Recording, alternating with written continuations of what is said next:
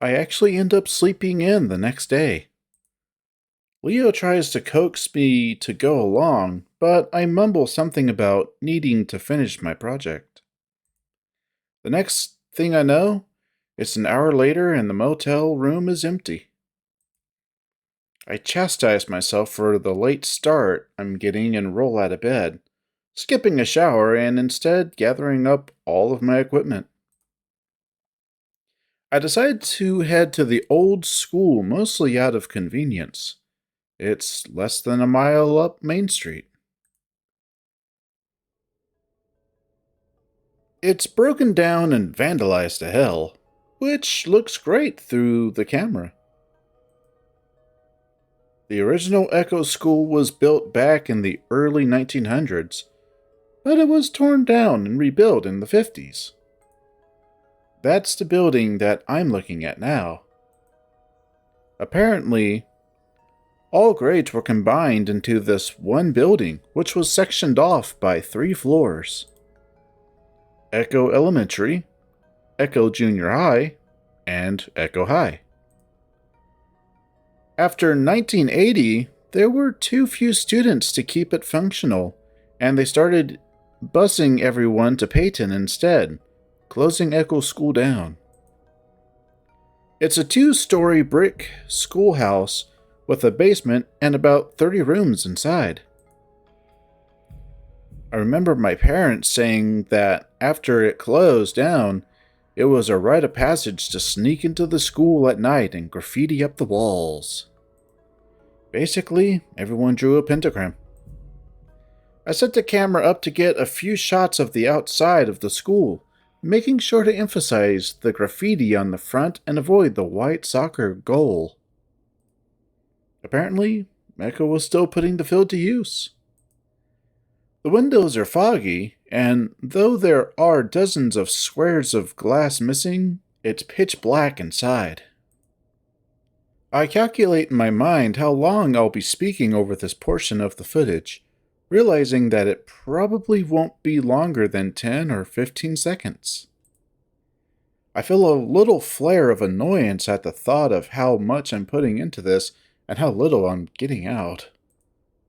I wonder if this is really the kind of thing I want to be doing, and not for the first time.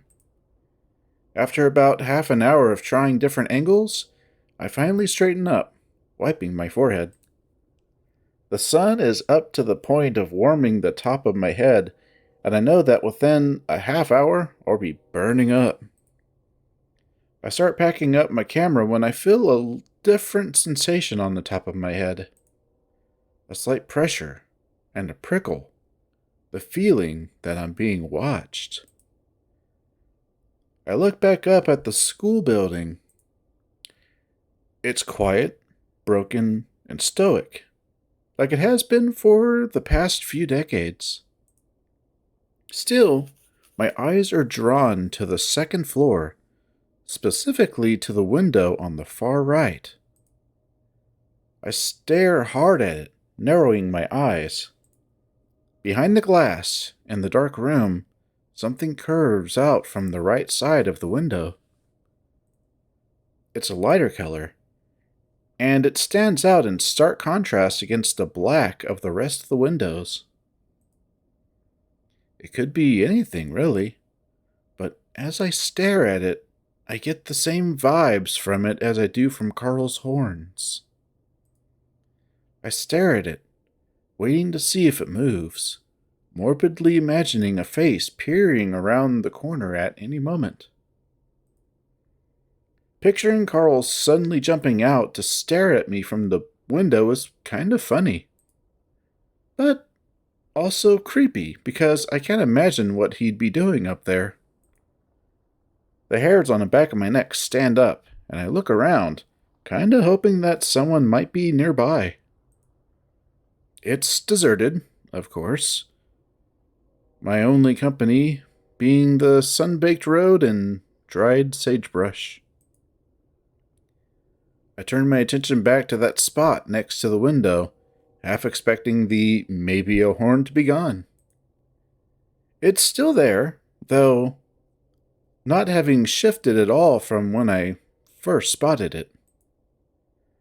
I shift the strap of the camera bag onto my shoulder and stand up straight before moving a little closer to the building, next to the doors for a better look. Maybe it's the handle to something? Maybe it's the latch of an old watering can. Maybe for a class project forgotten long ago. Maybe. I shook off the feeling and turned to leave.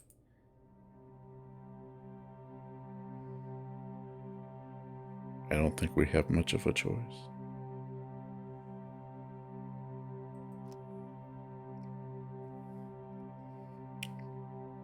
Something itches in the back of my brain. I look back at the door and can tell right away that there isn't anything holding it shut. Or at least, not on the outside. Maybe I could get a few shots of what's in there. I walk up slowly to the door. A thin piece of plywood. Definitely not what was here originally. A small tin "No Trespassing" sign hangs from it, almost completely rusted through. I give the door a tentative push and it instantly gives way, sliding noisily across the concrete ground.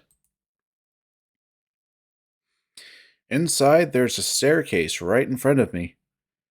To the left and right, there are wide, darkened hallways. I'm just crossing over the threshold when I realize what I'm doing. Even if I did get some good footage, it would have been from breaking into the place illegally. I'd basically be filming a crime for a school project. The floor creaks above my head and I realize just how stupid this is. I turn back around, making sure to shut the rickety door behind me fully before I start back towards the road. It was a dumb idea, sure, and I've come up with a lot of stupid ideas. But for some reason, I can't shake the feeling that had been especially weird. I'm at the end of the road when I remember the horn at the window. I don't turn around. So, how do you even know that he's here? Jenna eyes Leo as we make our way up the walk to Carl's house. As I'm looking up at the mansion, I think of how you imagine a lot of things being bigger when you're younger. Not Carl's house. I always forget how big it is when I see it again. Even kids from Peyton wanted to hang out with Carl because of it. Carl is here like 95% of the time. Besides, how would he get around without his parents? Jenna doesn't say anything as TJ bounds up to the door and rings the doorbell while balancing a cake against his chest. Everything is so old-fashioned here. TJ seems to have cheered up since the incident a few days back. At least, that's what he's been putting out so far. Sometimes it's hard to tell with TJ. We wait a while, but there's no answer. Jenna looks pointedly at Leo, who pointedly ignores her. He's probably asleep. And how do we wake him up? I want to ask where Flynn's at, but even mentioning his name around TJ seems risky. Leo's looking up at the window to the right of the door, about 10 feet off the ground.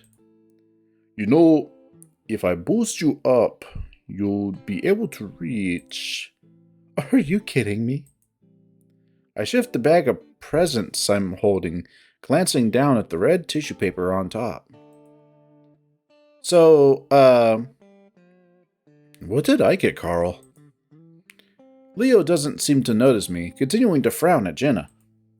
How else are we going to wake him up? Oh, I don't know.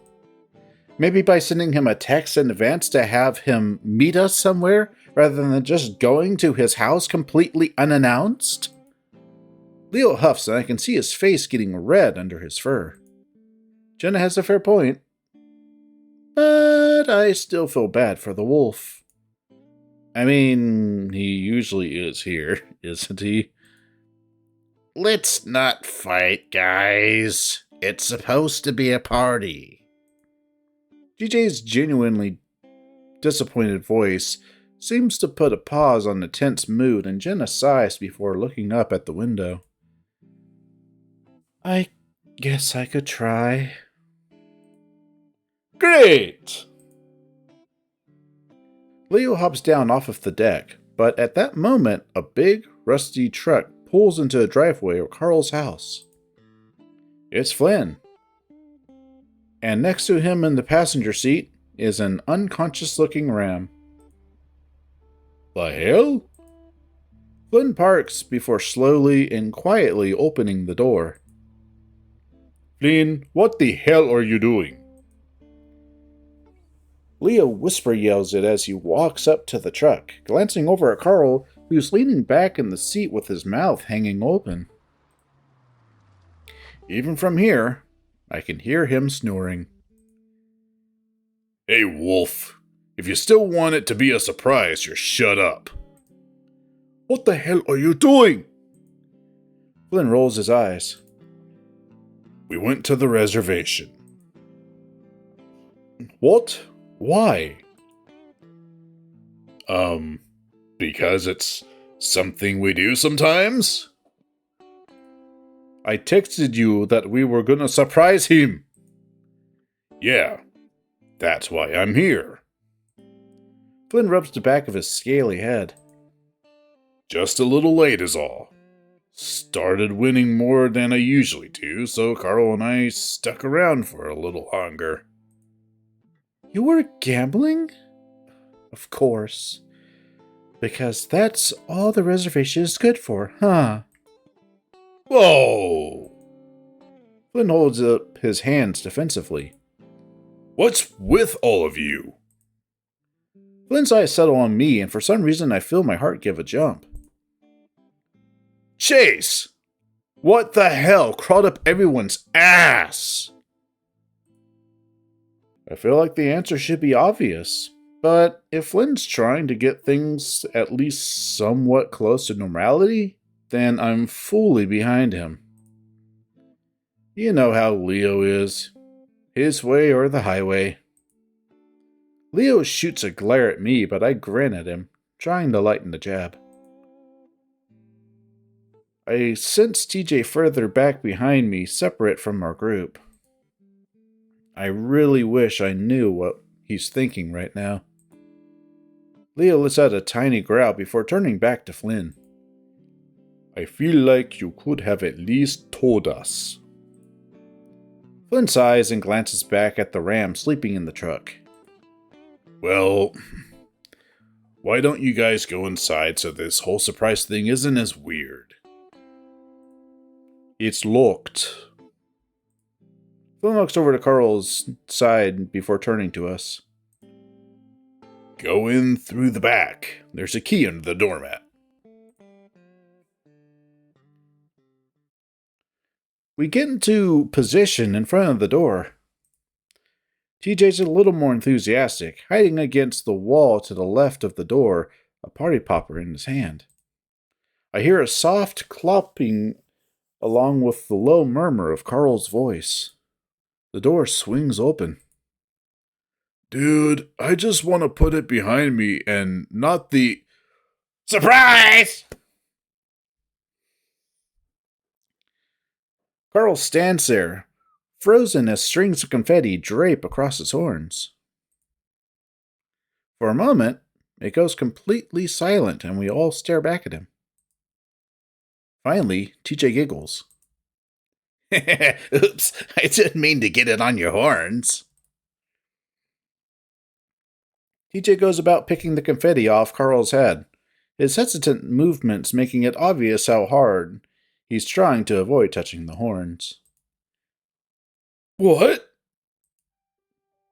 Carl finally breaks the awkward silence as he continues to stare at all of us, pushing TJ's hands away to pull the confetti off himself. Leo steps forward, a clearly forced smile on his face. Oh, your birthday! Happy early birthday! Carl continues to stare. Flynn steps up to his side and puts an arm around his shoulder.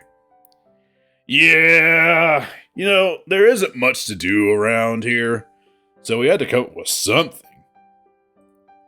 But a birthday party for me? It's not for another month. Be happy, Carl. This is probably the last birthday party you'll ever get. Carl opens his muzzle, then snaps it shut, his long ears twitching around. Carl, this is basically just a party. Your birthday is just an excuse to have it. Oh, come on, Jenna. We got you gifts and everything. Leo nods at me, and I take that as my cue to lift my bag into the air, grinning sheepishly. I mean, it was Leo's birthday last month. So what? You want to just regift everything to him?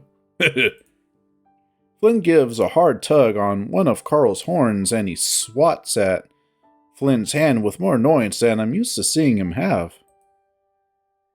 And cake!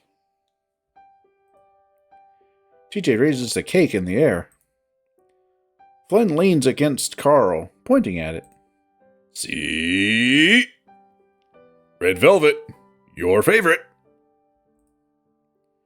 I'm silently thankful that Flynn's trying this hard to not let Carl freak out. I think we're all a little taken aback at how much he's resisting. Carl's shoulders do droop a bit at the sight of the cake, though. Where are your plates? Jenna's over at the cupboards, opening a few and looking inside.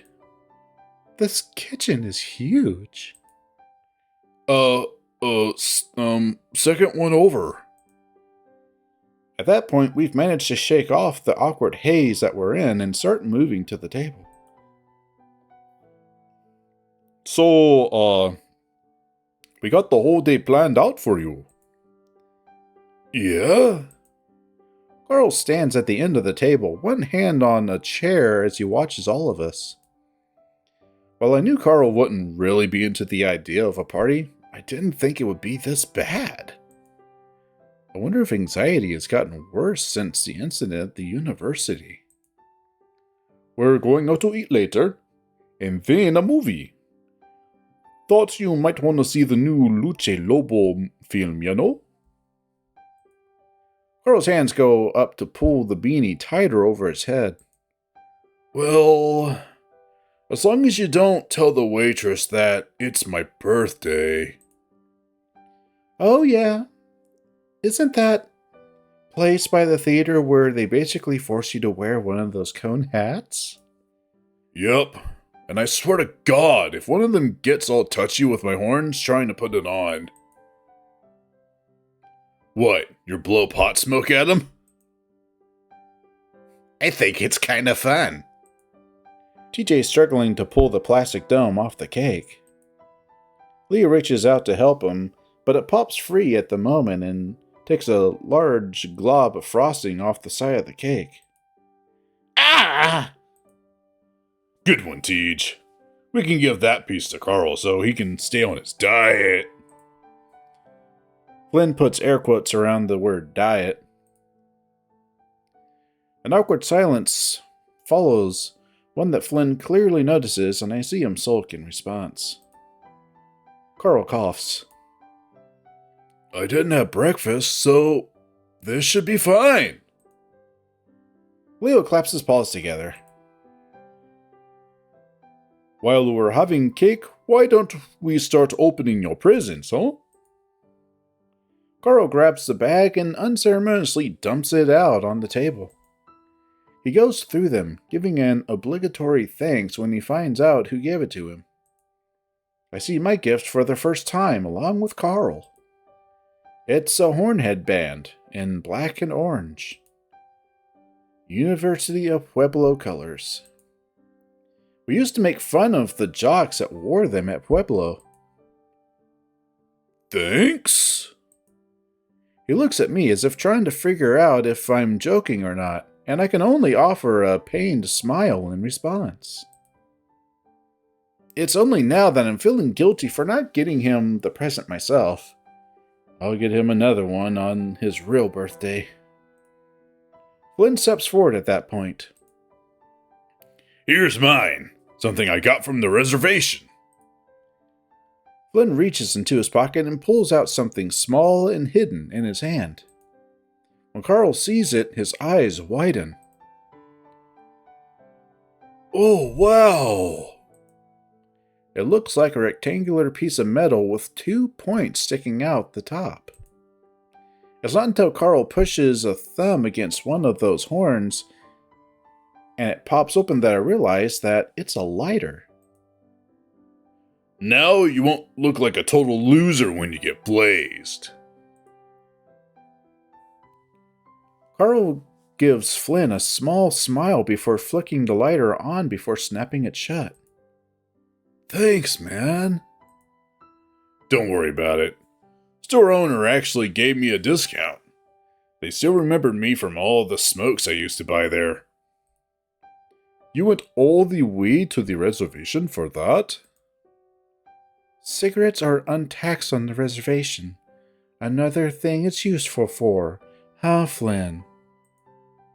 A chill descends over the room again after it had just warmed up. I went there for the casino. The cigarettes were just... Mm-hmm. Flynn stops and frowns, looking confused and hurt. At this point, I start to feel myself wanting to stick up for him. The rest of the party is stiff and uncomfortable as Flynn stews in the corner. Finally, Leo stands up and tells us to get out to the car. Leo gives Flynn a look and I can tell he's going to confront him on something. Quietly I linger towards the door and listen as the rest of them head out. Oh, so now I just can't say anything to him, huh? Flynn. The look on Flynn's face is deadly. His eyes are narrowed, ears flat against his head, teeth bared. Flynn's initial indignation cools and he backs up. You promised me that you wouldn't fuck this up. And you said you wouldn't cause any problems. I was fucking trying to make things better. Can you read a fucking room? No one wanted you to say anything to him. What, so I'm just gonna let things stay like this for the whole week? Well, that's kind of your fault, isn't it? I'm trying to be nice to him. And did you see Jenna? She's not fucking helping. You know how TJ is, just leave him alone. He's a fucking adult. He's not some little kid you have to protect. That's why it's been years and the little shit hasn't manned up enough to say what actually happened. Leo's hackles flare. See? That's what this is about. You only want another chance at him. Leo's looking at Flynn with pure disgust on his face. Sounds like you think I just want to fuck him. I wouldn't put it past you, slut. Flynn leans back with a smirk. Then I'm not the only one with ulterior motives, eh? Flynn's eyes flick to me. Leo doesn't even say anything in response, instead just letting out a rough snarl. Flynn only flinches a little, but doesn't move, just folding his arms, staring hard at the wolf. I don't want to see you talking to him again this week. If you do, I'll shove your fat tail so far up your ass. Buy me a drink first. Chase! Get out to the car! I jump as Leo snaps his head in my direction. I'm torn about this. I don't feel like Flynn did anything wrong, just trying to talk to TJ. But If what Leo suspects is true, um, I I think I need to. Alright, cool. Leo punches the doorframe on his way out, swinging the door shut with a smash. Flynn retains his position against the back of the couch, his arms folded, coolly chewing on his toothpick. We both listen to the sound of Leo's truck starting up before it fades as they pull out. I look over at the leftover cake on the table, wondering if I should clean up just to give myself something to do. The glob of cream stuck to the side of the plastic dome gives me a jolt of genuine sadness at the mess this whole get-together has turned into. Flynn, meanwhile, retains his slouched sulking. Finally, the pressure is too much, and I feel a need to say something. So... As if that's his cue, Flynn turns on his heel and stalks out the door. Hey! I scramble to follow him out the door, feeling more annoyed than sorry for him at this point. Where are you going? Flynn doesn't say anything as he walks up to the truck and yanks open the driver's side door. He slams it shut just as I walk up to the door. What the fuck? He finally does turn to me, then, shifting the toothpick around his mouth before he speaks. What? What do you mean, what? You can't just take off? Why not? Flynn arches his prominent brow at me, and I struggle to think of what to say. It's not like he owed me anything. I didn't stick up for him at all back there. Was he expecting me to? As far as he knew, I just needed to get my project done. I just thought you could give me a ride. Flynn smirks at me. Where? The mine? You serious? I mean, it's a few miles away. You know it's sealed up and everything, right? Well, yeah, but it doesn't mean I can't get a few shots of the outside. Flynn sighs heavily, and that annoys me more than anything else. Whatever, man. I turn around and start heading up the road, not even sure if it's the fastest way to the mine. For the next 10 seconds, I walk briskly up the road, but Flynn's car doesn't start up. I already know that he's going to relent before he says it. Fucking hell. Hey! I turn around, trying not to smile. What? You know what? Get in! I try not to look too eager as I make my way over to the passenger side and hop in. Think you're smart, don't you? I roll my eyes. I don't think anything. You're the one shooting yourself in the foot all the time. Whatever, man. I stare through the bars of rebar into the darkness of the old mine. There's a damp, cold breeze coming from inside, but all I can smell is dirt. Yep. Beautiful, ain't it? Might as well just slap that mine gel on our flag. Represents the town pretty good. Flynn leans against the truck, chewing on another one of his toothpicks. There's an unsettling feeling about the whole place, and I'm kind of glad Flynn is with me because of it. It's a good 3 miles from the town center, and the gravel road is deserted. Our only company is a few crumpled ruins and foundations scattered every 20 feet or so. The only sign of modernity is an oddly placed, long patch of asphalt and 2 tall lampposts at the end of it. The town had tried to turn the area into a tourist destination a decade ago, but the recession put a hard stop to that. That seems to be a running theme in the town's history. Progress halted by outside forces. Don't you have some say in that? I mumble absent-mindedly, messing with the settings on the camera. No. I'm the clerk. I just mess with records and shit.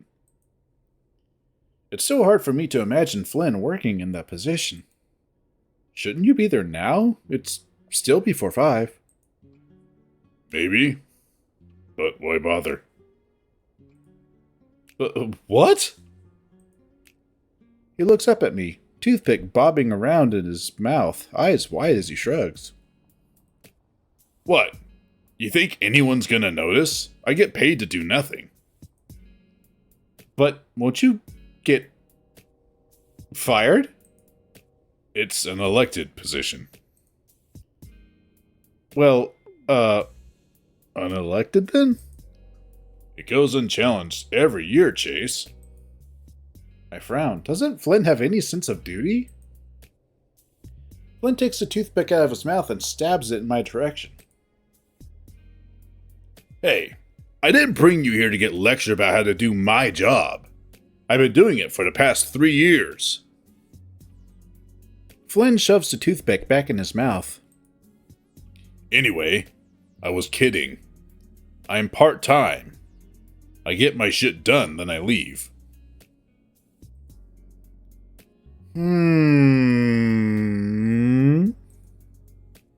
I set the camera on the tripod and look through the lens. Don't me! There's a good amount of satisfaction I get out of teasing Flynn. I mean, your cousin, or whatever, is the mayor, right? My aunt is, and so what? Isn't that nepotism or something? Flynn sighs heavily behind me. Elected. Alright. Just seems kinda... I don't know. Like, not a good thing? As I film, I can hear him really starting to grumble behind me, so I tried to change the subject. Well, it's good to see you're still not smoking anymore. The toothpick's helping? Not right now, they're not.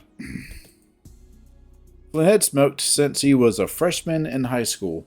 I distinctly remember him offering me cigarettes when I was like 14. He always gets pissed off if I remind him about that. I pick up the camera and move it to a different angle. Well, maybe you could give Leo a few pointers. He doesn't say anything, and I close my eyes when I remember what just happened with the wolf. I film another minute, then turn around to face him. I'm sorry about what happened. Flynn doesn't look at me, instead choosing to stare out at the desert. Why? You didn't do anything. But I could have. And this project is why we're here in the first place, isn't it? Flynn sighs and finally looks up at me, his eyes all the more piercing under the bright sunlight. You know, one thing I can't stand is people apologizing over nothing. I frown. What does that mean? Yeah, you can apologize, but in the end, all it's doing is making you feel better while fixing nothing. I glare at him, feeling my face get hot, even more than it is in the desert heat. He shrugs and leans against the car, head tilting back and eyes shut against the sun. I stalk over to stand in front of him, and I can see a smile playing at the edges of his muzzle. Man, fuck you! On the last word, I jab a finger into his stomach. His eyes fly open and he grunts loudly, doubling over. Jeez, Chase! I fucking stayed in this shithole for you while everyone else is having fun, and this is the thanks I get? Oh, so you stayed behind just for me. Flynn stays curled up, rubbing his stomach. His face is inches from mine, and he's still got that stupid grin on his face. You're an asshole. Oh, Chase, my heart. He clutches at his chest dramatically. More like your stomach. I poke at it again, but he reacts too quickly, his lithe torso bending out of the way. You can't keep your hands off me, can you? I just fold my arms, glaring at him. Flynn finally straightens up, looking around.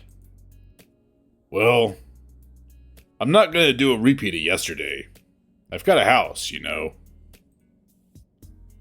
Is he talking about how we fooled around yesterday and that he's inviting me back to his house? Or more specifically, his bedroom? I swallow. I don't want to look too eager. Like, that's the one reason I stayed behind. You know, I'm a little hungry. You want to go out and get something first? Flynn snorts as he gazes down at me. What, from the diner? You know how that fucks me up. I think. You said you'd cook for me a few days back. Flynn sighs, rubbing a hand behind his head. What is this, some kind of a date? Well, you said you prefer dinner first before. I trail off as Flynn raises a brow at me. I said a drink. We can have that too. Flynn looks off into the desert again, thinking. Fine, but I'm gonna get you back for that poke. I smirk. Yeah, As he turns away from me, his tail comes in and knocks against my crotch. It wasn't all that hard, but it's enough to make me feel it in the bottom of my stomach. Oh, fuck! Come on! I walk bow-legged for a few seconds as I move to gather up my equipment. I don't think that was an equal exchange. That's because you ain't a lizard. Now hurry your ass up!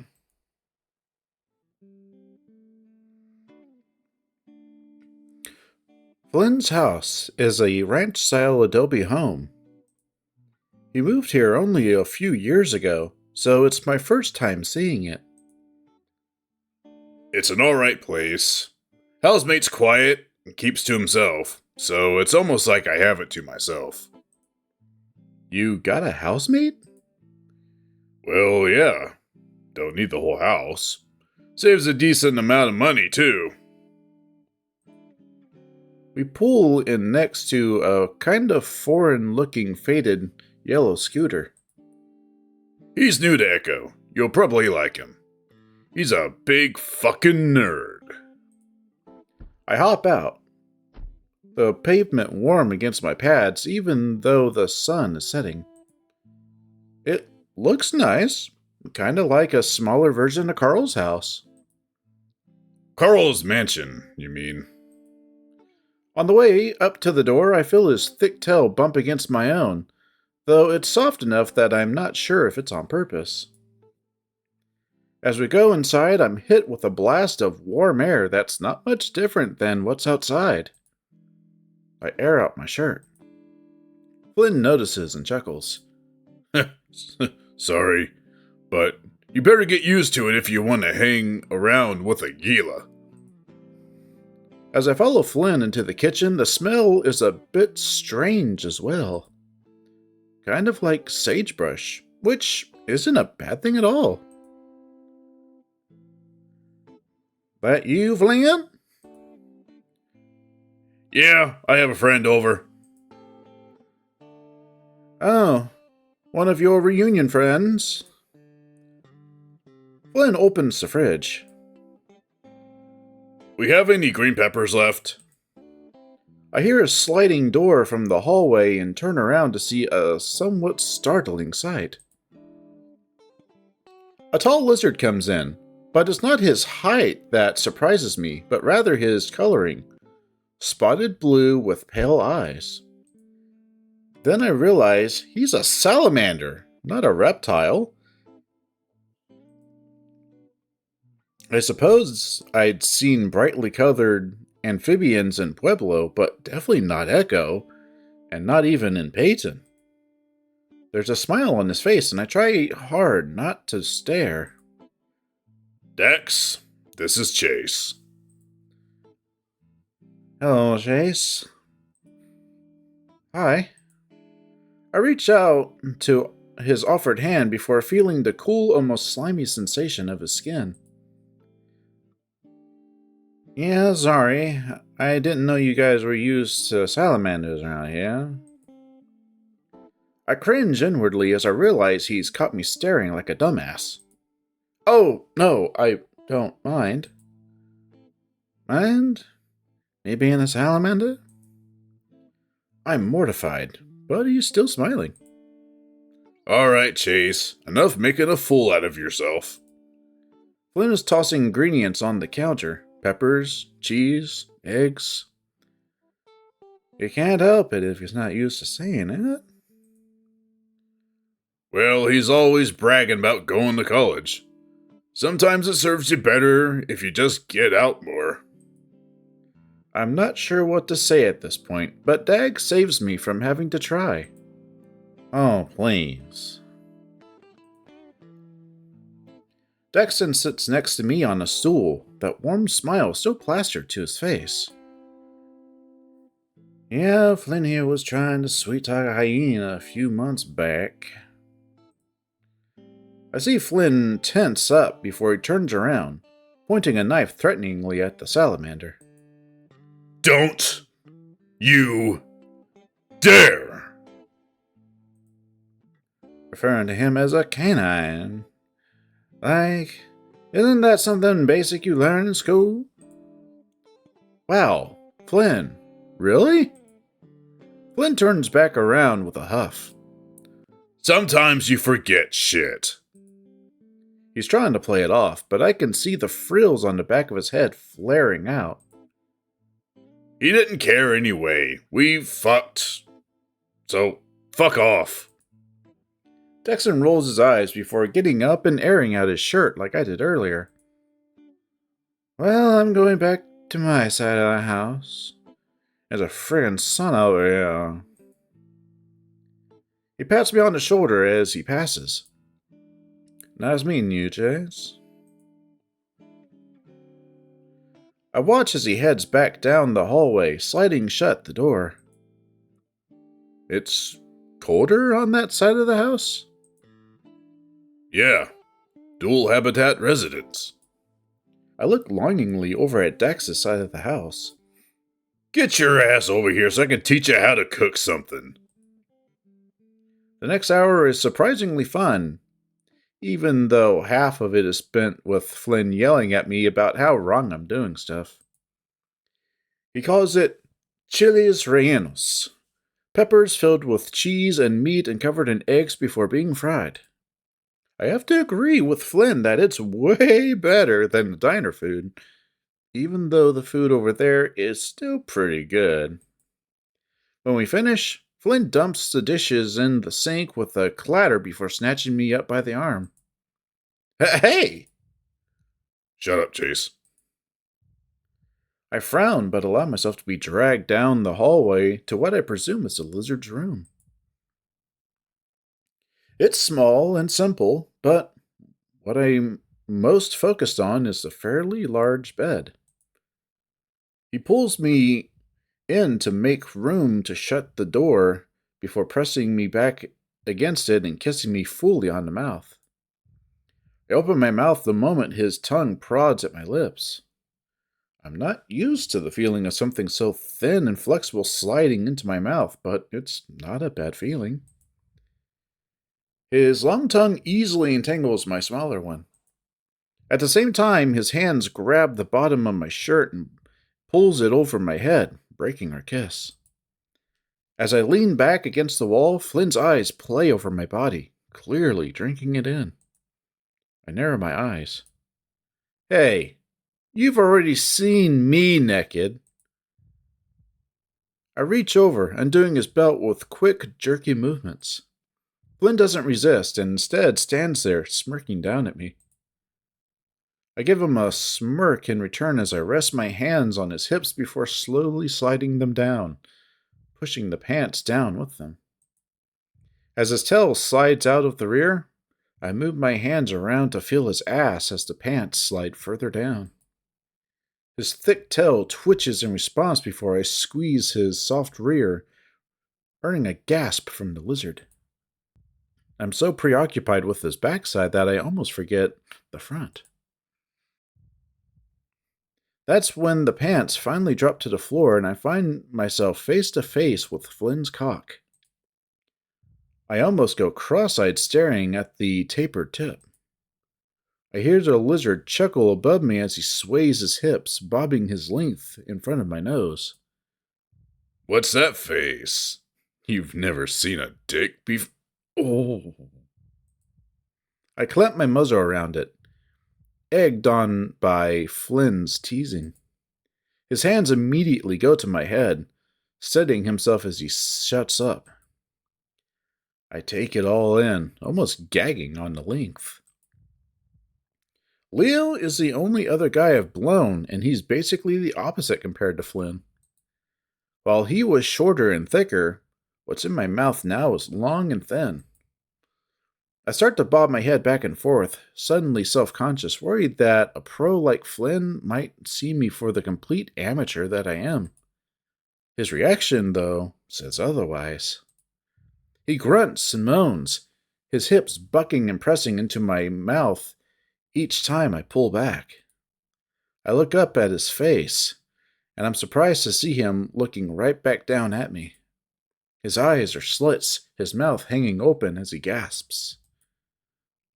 I blush and look back down, focusing instead on his lithe stomach, his faint abs, standing out just a bit more with each thrust. For the next 5 minutes, the only sound is the gasping breaths from the lizard and the occasional thump of my head against the door.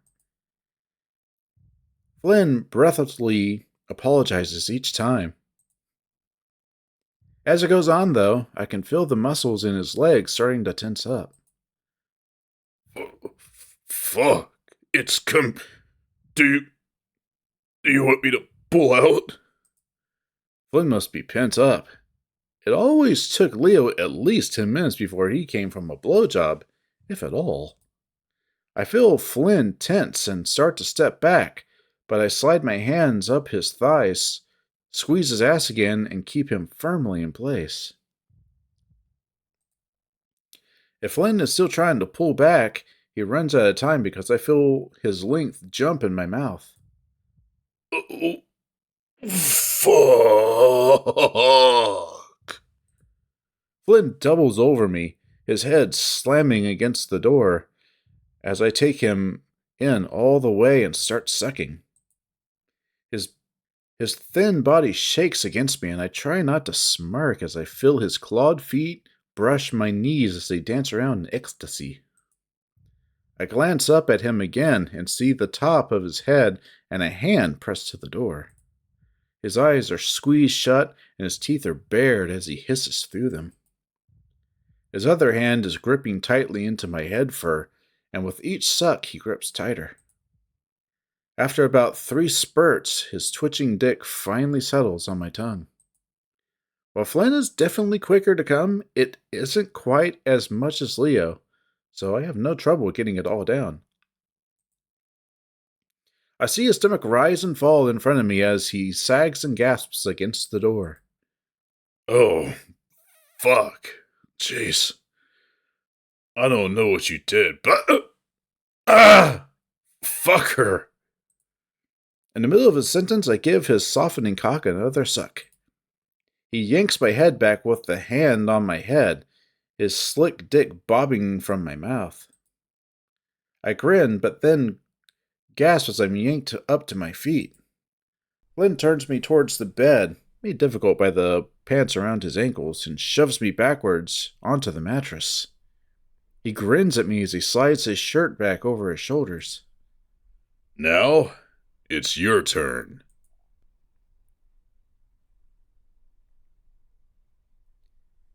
I lay on my side, head on Flynn's chest while his arm is wrapped around me, his hand stroking my shoulder.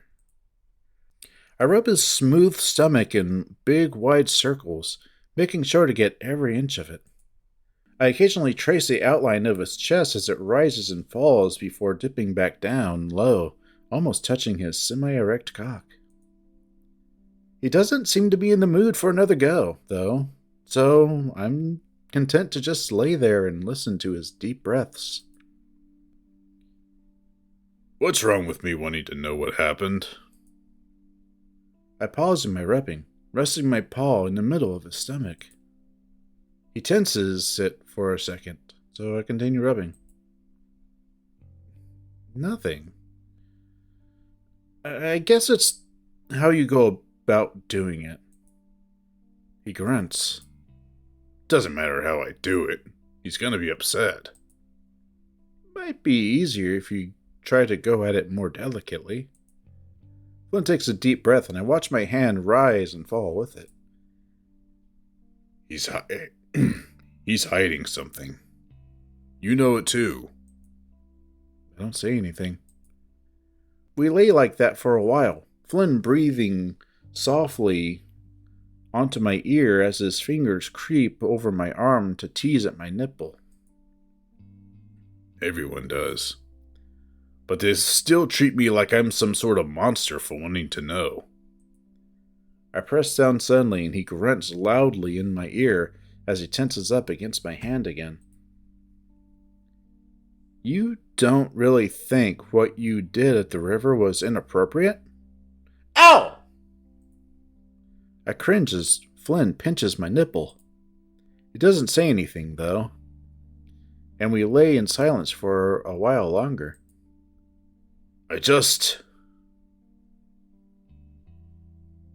Sydney didn't deserve that. I swallow. No. I mean, I know he was a dick, but he came from a rough place. I just listened, not wanting to say something wrong. Flynn never opened up like this. You guys didn't know him like I did. I stop rubbing and turn my head up to look at Flynn. His eyes are open, staring up at the ceiling. Chase, I need to find out what happened. Flynn. No. I'm sick of wondering. I'm sick of imagining. He looks down at me suddenly, and the expression on his face is strange. I'm gonna talk with him again. Who? TJ? I hear my voice rise in concern. He doesn't say anything. Flynn. I sit up. Don't do that. He glares at me. Yeah? Why not? This is probably the last chance I'll get. But I try to think of something to say. Nothing good will come out of it. If he hasn't said anything until now, he probably never will. We'll see about that. The implication in his voice sends a chill down my spine. Flynn! The lizard looks away from me. What? I'm not gonna do anything. Just talk. And if he doesn't say anything? Flynn stares at the wall. Then I guess that's that. But I want to talk to him without Leo there to coddle him like he's some little kid. I put my face in my hands and rub slowly. I know Flynn would never want to hurt TJ, but he can get so emotional, and what if TJ says the wrong thing? Just let me go with you when you do. Flynn turns his head to look back at me. Why? I just want to be there to keep things grounded. Flynn stares hard at me. Maybe. He likes you. So maybe that'll be good. He continues to stare at me, and I feel a little uncomfortable. What? You just have to promise one thing. What? I say it a bit more slowly. Don't get in the way. Don't try to defend him. Even if he's acting all sad and shit. I look back at him, unsure of what I'll say. I don't want TJ to get hurt, and just the thought of this confrontation is making me feel sick. But I don't want him to be alone when this happens. The thought of telling one of the others, Jenna or Leo, comes to mind. But I know that'll be a fucking catastrophe if I do. That would be the end of a lot of friendships. There's still left a chance that they would survive. Either way, I'm going to have to promise him if I want a chance to go along. But whether or not I keep that promise... Ooh.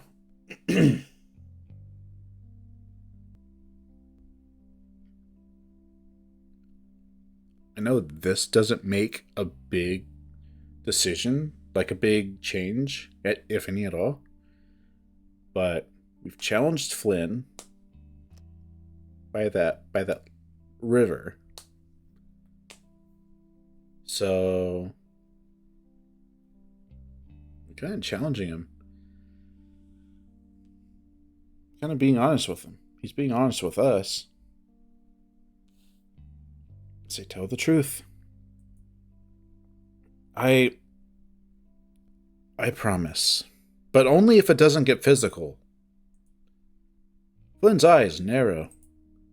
What? He continues to stare at me like he's trying to see something behind me. What? I'm not lying. Flynn gives his signature snort and closes his eyes again. It won't.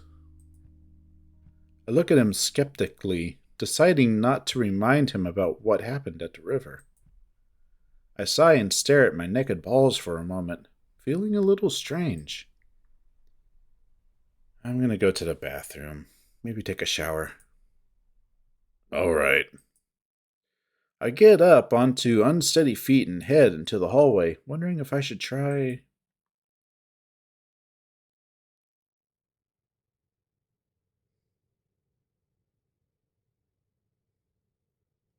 What's wrong with you?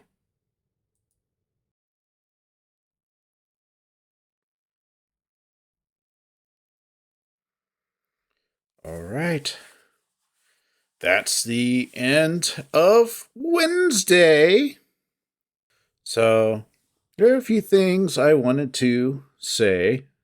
One of them is the comment that Chase says, Chase has his, I guess, internal monologue when he's at the school. And he says he feels a little flare of annoyance at the thought of how much he's putting into this, angle and filming the school for how little he's getting out of it. Because he figures he's spending like several minutes recording the school and he's going to talk for 10 seconds.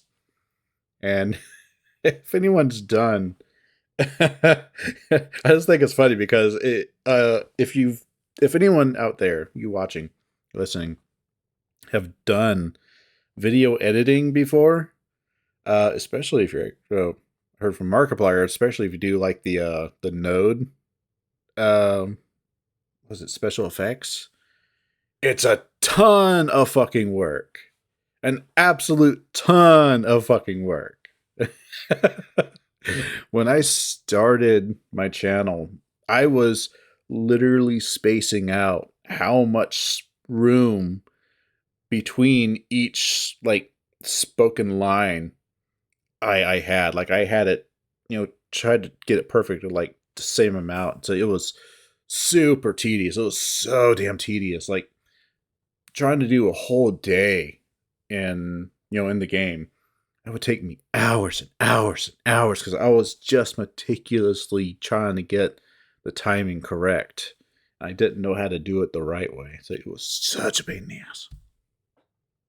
I know how now, but I wouldn't do it like that. That was so fucking hard. I don't want to say I hated it, but it was a pain in the butt. Ugh. So, another thing I wanted to bring up is when they're at the mine, Flynn, Chase says that Flynn had offered him cigarettes. When he was a kid, I think he said like 14 years old. And I was like, it's kind of shitty.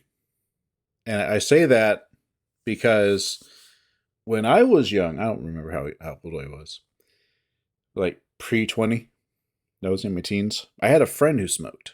And I went out. I didn't get a cigarette from him, but I rolled up a piece of paper, lit the back, it was like typical dumb teen thing, and started puffing on it, like, yeah, I'm smoking. And he just spits on our porch. He says, "Don't smoke. It's a nasty habit." I'm like, that was a good friend. So, now that I look back and 20 plus years experience later, people who smoke have all told me this habit sucks.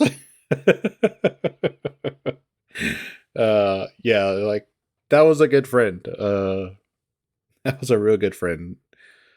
Flynn, I guess he feels bad because he's figured out how much smoking sucks. So he doesn't like being reminded of it because I, I did really know, how bad smoking was.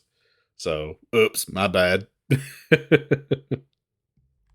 And then another thing I want to bring up, how Flynn is treated at Carl's party by Leo and Jenna, especially Jenna. Now, I would like some feedback from everyone because I've kind of been in Flynn's shoes in that regard because, we think we got a good point that we should be able to bring up. And then for some reason, everyone decides that you're the enemy. I know it's like the circumstances will change, but, and I devil's in the details, but every single time I go through this route, like when I was going through this route, I was actively getting pissed off because of the memory of how I was mistreated. As just, I felt bad for Flynn. And in situations like that, they go out, everyone leaves except for Chase and Flynn. Chase follows Flynn out to his car and manipulates Flynn into giving him a ride to the mine. And Flynn's like, "You think you're smart?" And Chase is like, "I don't think anything. You're the one shooting yourself in the foot." So if someone has like a genuine grief and then, brings it up and then everyone gets all mad, or is the guy bringing up the grief? Is he the asshole? Or is that everyone else is being an asshole? I genuinely don't know. I really don't.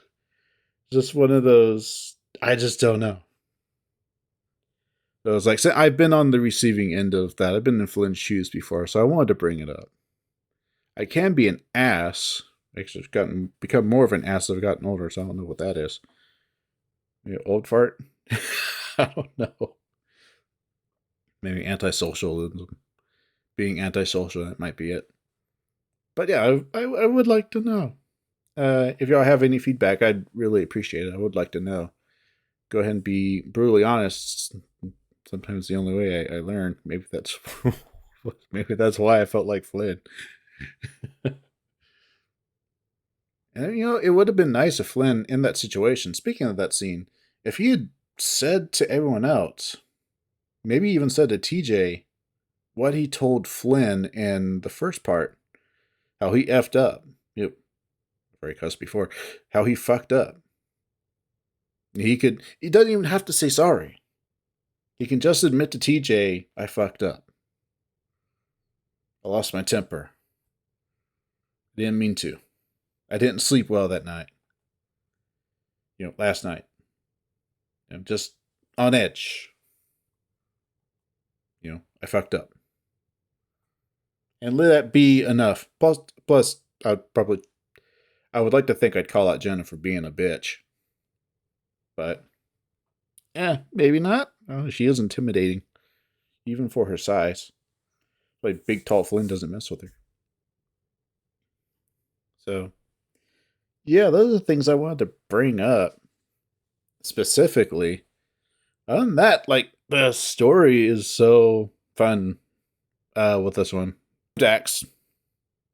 My my inspiration for him was, since he's from that kind of country town, I wanted to give him a little bit of like a southern drawl.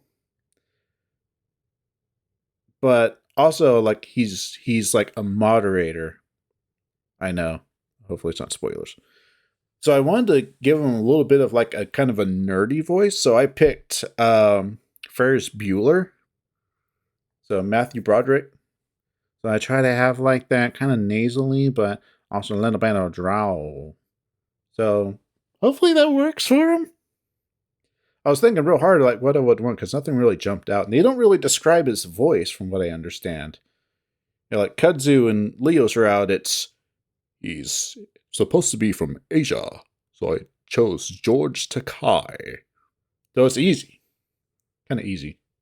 Plus a gravelly voice. That helps. So hopefully y'all like, and I'll get his voice, I'll get Daxton's voice better. Hopefully y'all like it.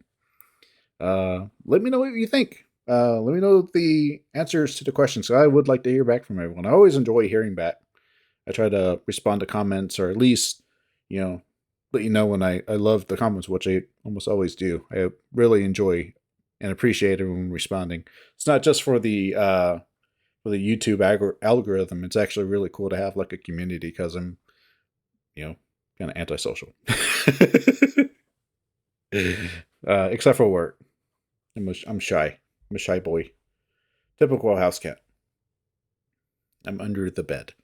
So, thanks so much for watching and listening, everyone.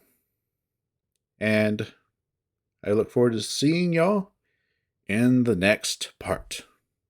Until then, bye!